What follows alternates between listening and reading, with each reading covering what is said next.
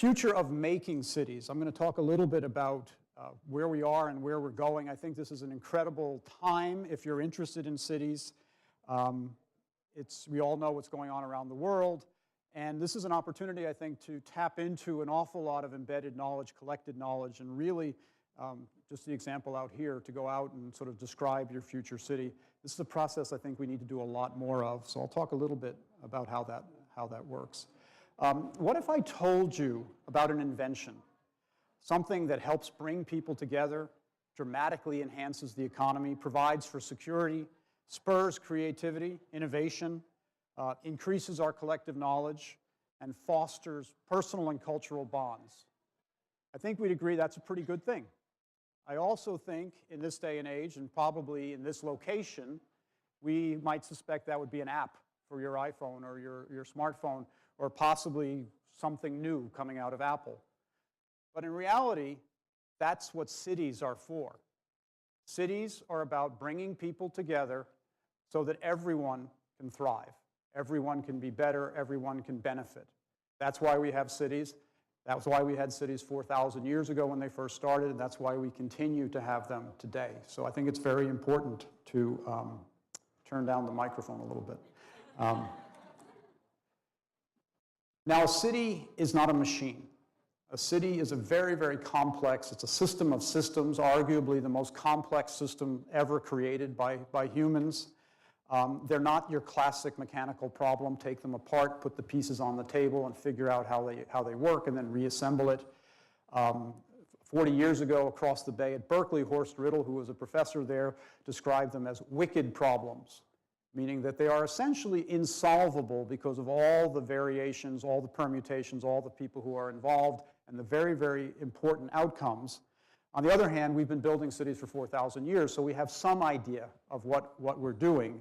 And at the same time, the problem's getting larger as we speak. Millions of people are moving into cities literally every week. The world is, at this point, 50% urbanized. That could rise to 80% over the next 20 or 30 years. We'll have more people living in cities in 2050 than currently inhabit the Earth.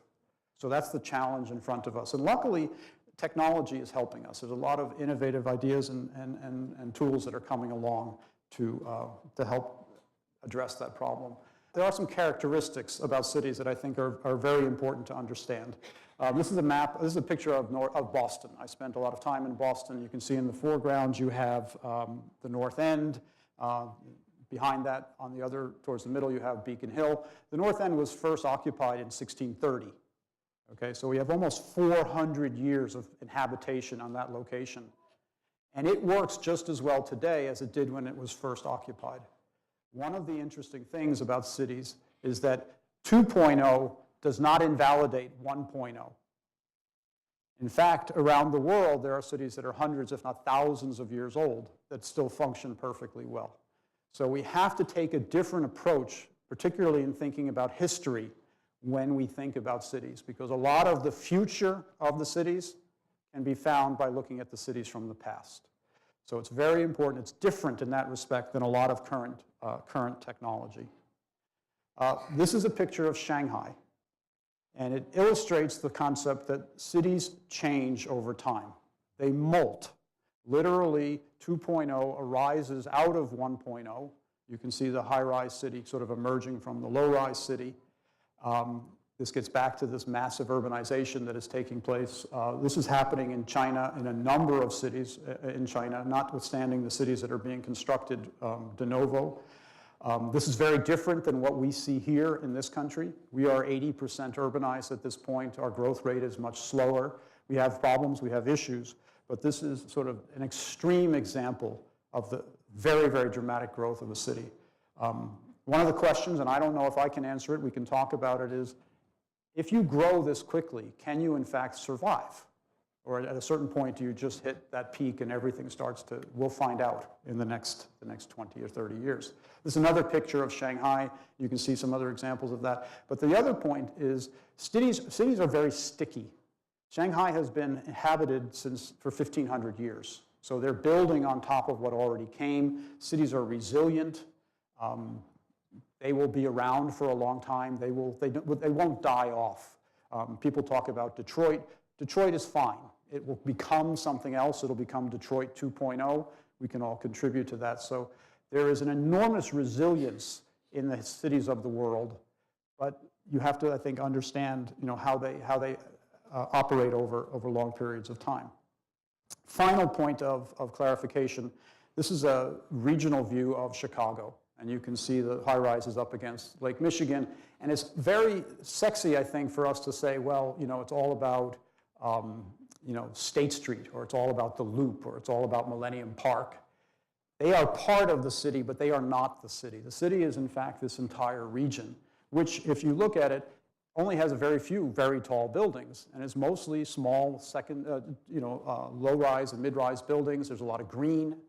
So the city is a very complex system. It's not simply one or two pieces of it, and we often sometimes tend to forget. And we say, well, Manhattan is, in fact, New York. Manhattan is part of New York. It is not all of New York. Let's think a little bit about the way we actually inhabit cities.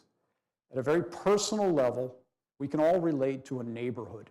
A neighborhood is a physically delimited space. It may be a few acres, it may be a few hundred acres. It's where you walk the dog, it's where you take your kids to school, it's where you go out to talk with the neighbors.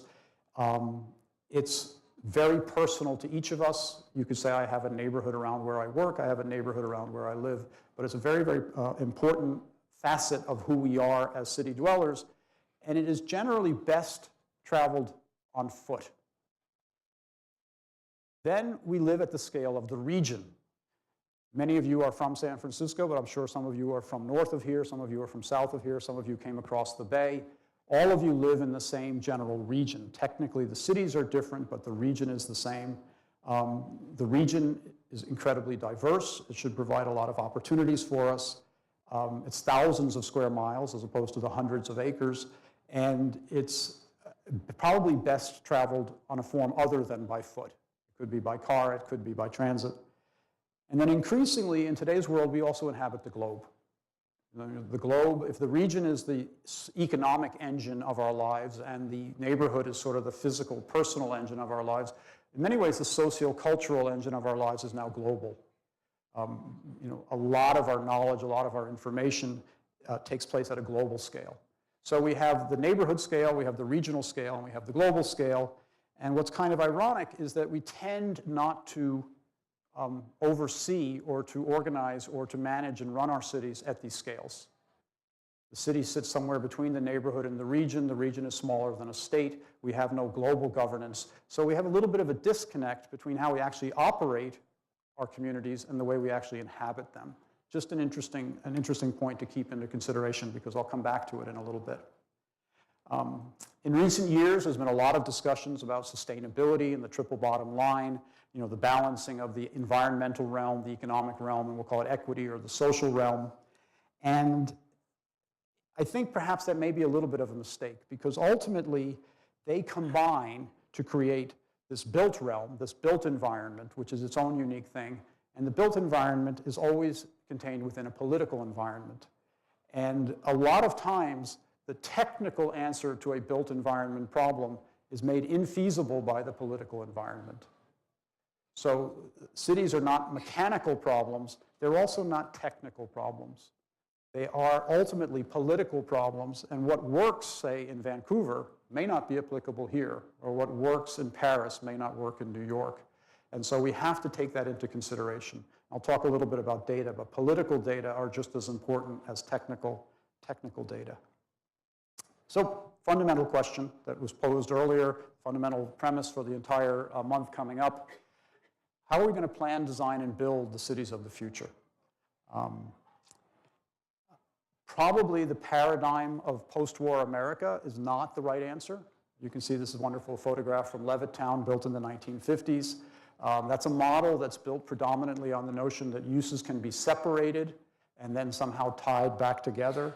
The primary way of tying them back together in the post-war period has been the automobile.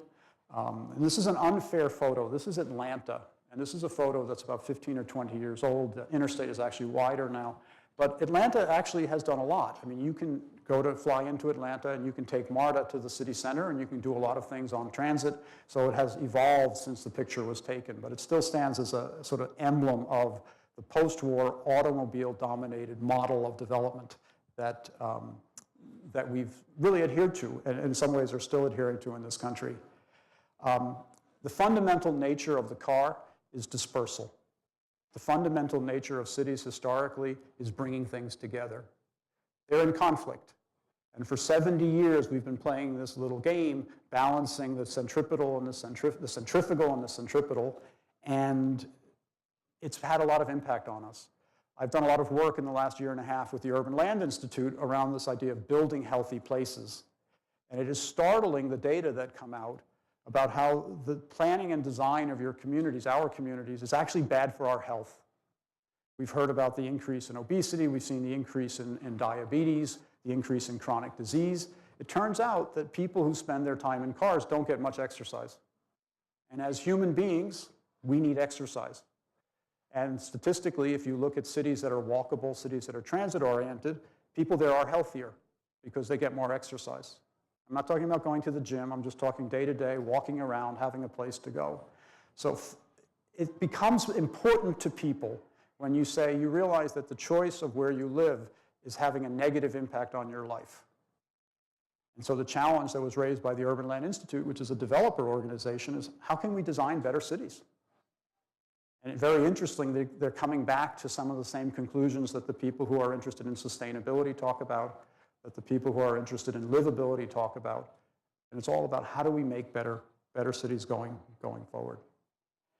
And we recognize how critical, I think, this issue actually is. You can see this comes from one of the United Nations studies, and it talks about the relationship between sort of the quality of life and resource consumption. Obviously, on a per capita basis, the more people there are, the less resources there are per capita for us to consume, so that is diminishing, and the demands for quality life go up and up. And in this case, the goal of all of this is to have a very high quality of life, very high human development at very low resource consumption. That's the goal that we're in. This is a diagram from 2009, the last year they had data. There is one country that technically sits at the very edge of that blue rectangle. That country is Ecuador. Okay? United States is up here. Most of the developing countries are down here. Neither of these is desirable. The goal is to move all of these folks here and to slowly bring those down, and we can occupy that space. We can achieve a balance. And cities, I think, are the answer. The only way 10 billion people, will be able to make that happen is through cities. The question is, how are we going to design them? How are we going to plan them when the current models we have are not doing a good job in terms of allowing us to achieve that? This is where it gets interesting. You may have heard of Mr. Bloomberg. I mean, it's somewhat facetious, but the point is well taken. And what it stems from, Mayor Bloomberg was mayor of New York for 12 years. And obviously, he had run Bloomberg Corporation for many years before that. And he came in with an attitude of, let's talk about the facts. Let's talk about how the city operates. Let's figure out what the fundamentals are underlying them. Let's get a deeper understanding of the systems that are there. And then with that knowledge, we can begin to make decisions that will help ultimately create a better environment for everyone involved. Out of that statement came arguably one of the best city plans in this country for quite a while, is Plan YC. If you go to their website, it's there. It is completely data-driven. It is analytical. It is based on metrics and goals. Are we achieving those goals? What are we doing to achieve them? It is updated every 2 years, just as you might do with a corporate report. So you begin to get a sense of the city as moving towards goals, checking off how it goes there, building on underlying data, making hard decisions, but then backing them up by saying, this is the reason that decision was made. This is the technical reason why that was done. Obviously, data alone are not enough. Even analysis alone is not enough. Ultimately, it has to produce synthesis. That's the goal. With this knowledge, with this information, with these tools, how do I synthesize a better future? And this became very clear to me in a project that I worked on about 9 or 10 years ago. This is Pinellas County, Florida. St. Petersburg is there. It's about 1 million people. It's in some ways an inversion of San Francisco. San Francisco is a peninsula that points to the north. This is a peninsula that points to the south. The goal was to add 300,000 people in 20 years to the 1 million people that are there. And there is no additional land to expand onto. So quite clearly, you have to intensify, densify, et cetera, et cetera. And the question was how to do that. And we started by collecting lots and lots of information, layers and layers of data. This was 2003, 2004. GIS was not nearly as facile as it is today. We collected everything we could find. One of the things I've discovered throughout this process is I am not in the data collection business. But on the other hand, there are lots of data out there. And the second thing we determined in this process is that even though the data might be there, they often are incompatible. So how do you begin to, I think they call it in the business now, data wrangling. And it's very, very important because if the data don't talk to each other and they don't relate to each other, they don't help me very much. But with this, we were able to, I think we had 18 or 19 layers of GIS layers of data. And we were able to sort of show there are certain parts of the county that lend themselves to significant redevelopment, and there are other parts of the county that a redevelopment is really not part of the equation. It's not a good idea. This gets back to the political issue. The most important thing to someone typically is where they live or their neighborhood. The scariest thing for them to hear is that the government is coming in with a program for redeveloping. Not my neighborhood. And the reality is there are ways by looking at the data, you can clearly see which parts need to be taken off the table, should not change. And you can really generate significant consensus for the parts that should change. And from that, you're able to say, we have a platform from which we can move. You can begin to look at that as sort of a psychographic way. How does the county work? And then finally, you come up with what we called future urban form, and it pointed to the areas within the county where intense development should be taking place, and the other parts that should remain the same.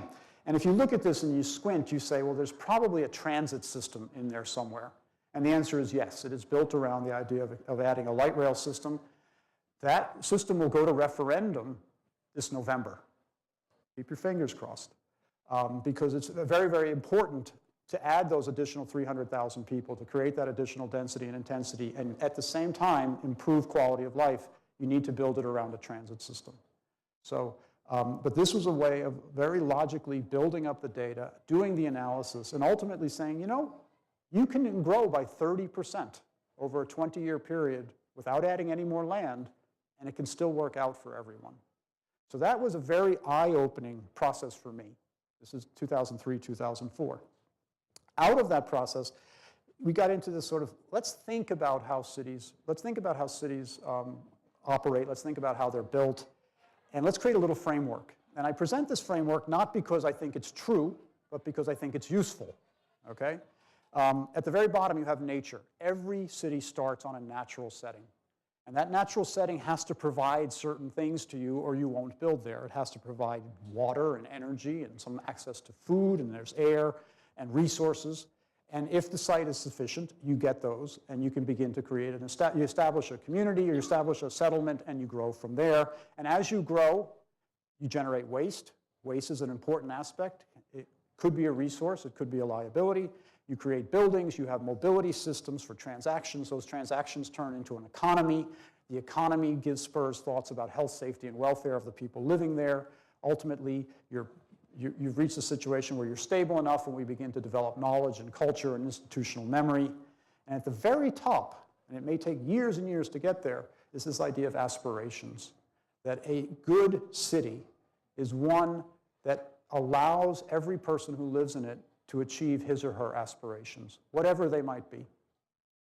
And that is, ultimately, we would argue that is the goal of a city. The city is not about economic development. The city is not about moving cars faster. The city is not about more efficient solid waste disposal. The city is about allowing each and every one of you to achieve your aspirations. And I fundamentally believe that. And I think it's an important to take that long view. Now, how does a city go about doing that? Well, the physical manifestation of it is infrastructure. It's all the things that we build. It's the roads, it's the pipes, it's the power lines, it's the green space, the park spaces. It's all the things that are built to allow the city to become the place that it is. That's the hardware of a city. The software is what we call the planning process. And in both cases, you'll notice that the infrastructure cuts across all of the elements. One of the fundamental problems we've had in the last 30, 40, 50 years is we've had monodimensional infrastructure. This is only about moving cars. That is only about moving water. This is only to be used for recreation, et cetera, et cetera. And we need to move away from that. Because historically, that's not the way cities operated. That's not the way human bodies operate. Everything is multidimensional. Everything has multiple uses. And the planning process tends to be very limited. Well, this is about a railroad. This is about a transit plan. This is about a vehicular plan. This is about electrical power, et cetera. And the planning process has to become much more integrated. And most importantly, and I'll circle back to this at the very end, we have to take the planning process away from the realm of the bureaucrat or the technocrat or the expert and bring it back to the realm of the community as a whole. And the beautiful thing about the absolute dramatic increase in access to information and access to communication in the last 15 to 20 years is that each and every one of you should be actively engaged in planning your communities. I think that's the future. That's where we're going. We asked ourselves a very important question. Is this framework applicable to multiple domains? We looked at a variety of things. We said, this seems pretty interesting. It seems to work. And then several years ago, we got a chance to apply it to an actual city. Through the EECBG grant that came out of the federal government, we worked with the city of Corpus Christi, and they said, let's see what the city would look like if you were to take this approach, or what the plan might look like if you were to take this approach. Once again, we assembled lots and lots of data. Once again, we discovered we're not in the data business, but other people are. We analyzed these data. This is, I think, a very, very interesting factor. This comes from a group called the Center for Neighborhood Technology. They're based out of Chicago. They've mapped all 300 of the largest metro areas in the country, and they've mapped them for a variety of factors, including the cost of housing. I know the cost of housing is a very important issue here in San Francisco. And obviously, if you look at this map, everything that's in yellow is housing that should be considered affordable. So you look at the city as a whole, and you say, God, they have a lot of affordable housing. Well, they also mapped the cost of transportation. And what you discover is that, in fact, very little of it is, in fact, affordable. The average car in this country costs somewhere between $10,000 and $12,000 a year to own. If you were to amortize that into a mortgage, that's a lot more house that you could afford. And what we're discovering literally around the country is that for many cities, these factors hold true.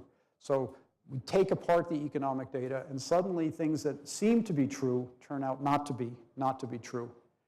We created these, what we called measures, metrics, baselines, and benchmarks for each of those elements. That was a laborious process. I'm not in the data analysis business either. And what we discovered is a lot of them were incomplete, but a lot of them were complete enough to allow us to map them on GIS, very much like a process I showed you before, and then ultimately analyze them with the goal of saying, where should future growth in this city take place? And what we discovered completely contradicted the pattern of growth that was occurring. As we might suspect, all the growth was occurring at the edges. And what the model told us is that, in fact, the best opportunity for future growth was to come back and infill more close to the center.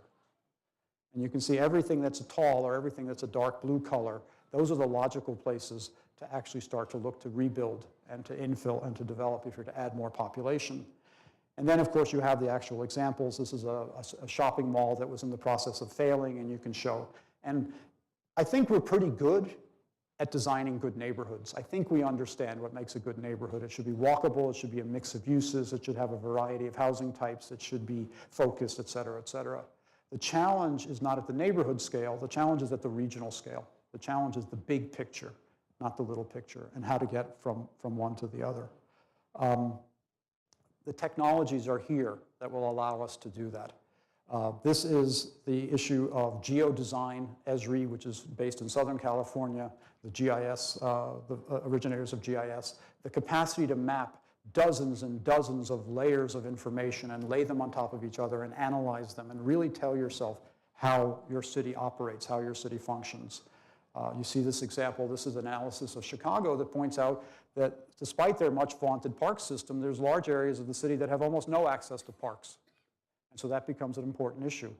Everybody deserves access to green space. How do we build on that? How do we map flows? This is a process. This is Rotterdam. This was done by James Corner Field Ops, a firm based in New York and Philadelphia. And it looked at the flows of material, it looked at the flows of goods, it looked at the flows of people, things like water, throughout the city of Rotterdam. And when you begin to analyze all of that, you can clearly see patterns emerging. You can clearly see areas where there's areas of concentration and areas of dispersal. And that gives you ideas of how to move forward. We can visualize. This is from Autodesk, the folks who are hosting us this evening. This is the Presidio Parkway. What might it look like? But we've all seen renderings like this. But have you ever driven through a rendering? And that's the nature that we're getting, this sort of immersive experience. You can now preview the city of the future. You can preview the desired city, where you'd like to be. And based on that preview, we can make decisions about, do we do this, do we not do this, et cetera, et cetera. I believe the little cart, the little steering wheel is out there somewhere. There were a lot of people out there. It's a lot of fun. I got a chance to do it a couple of years ago.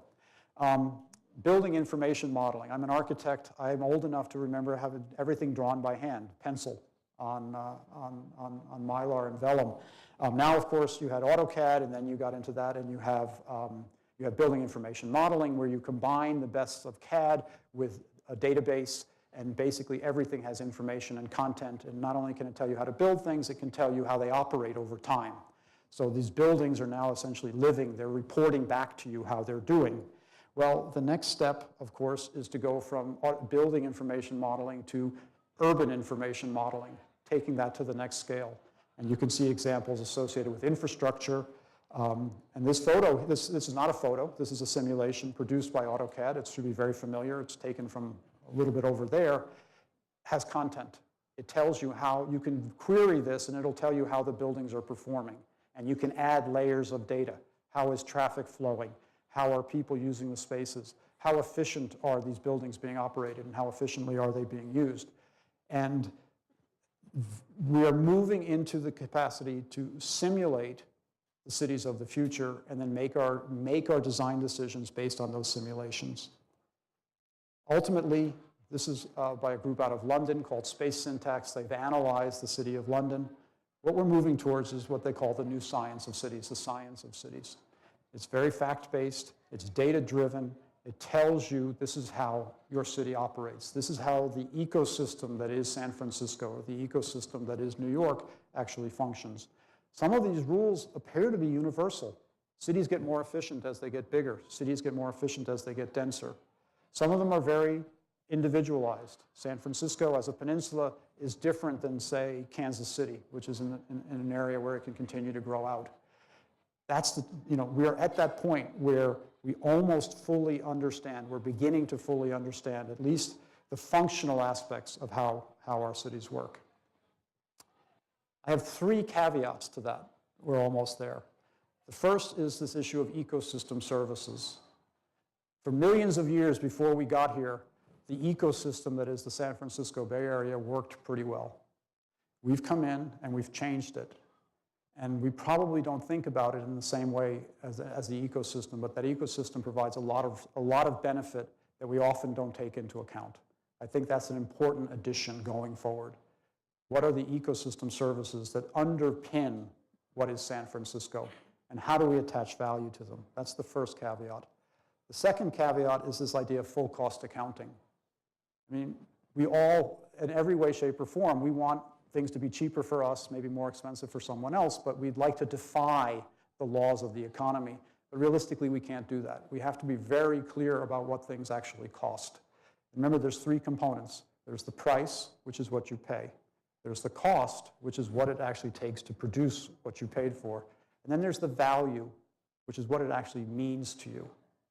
And we have a tendency to ignore value and cost and focus on price. We have to move away from that. And then finally, once the data tell us something, we have to really adhere to them. As Albert Einstein, we all know Albert Einstein's a very, very smart guy. And you can't read the chart, but now you can. It turns out that the most efficient way of moving anything on the earth is a human being on a bicycle in terms of calories spent per gram per meter. If that's the most efficient way of moving things, and we all think efficiency, energy efficiency is important, shouldn't that impact how we design our cities? And if the answer is yes, well, then we've simply discovered what Copenhagen and Amsterdam and all those other cities already know. And if those are the models, maybe we should be looking at them much more seriously instead of arguing about whether we should put a bike lane in on a certain street. This is the Economist Intelligence Unit every year does an analysis. If you're in a company and they want to move you somewhere, where should they move you? These are considered the 10 most livable cities in the world. You'll notice that none of them are in the United States. Many of them are in Europe. This is the resource consumption of European cities. You'll notice that they are much more efficient. The argument that somehow we have to consume resources in order to maintain our lifestyle is purely spurious. They're doing much better on much less. The models are out there. If, in fact, we're going to collect all these data, we have to listen to them, and then we have to act upon them. Finally, who is actually making the decision? Who decides what we should do?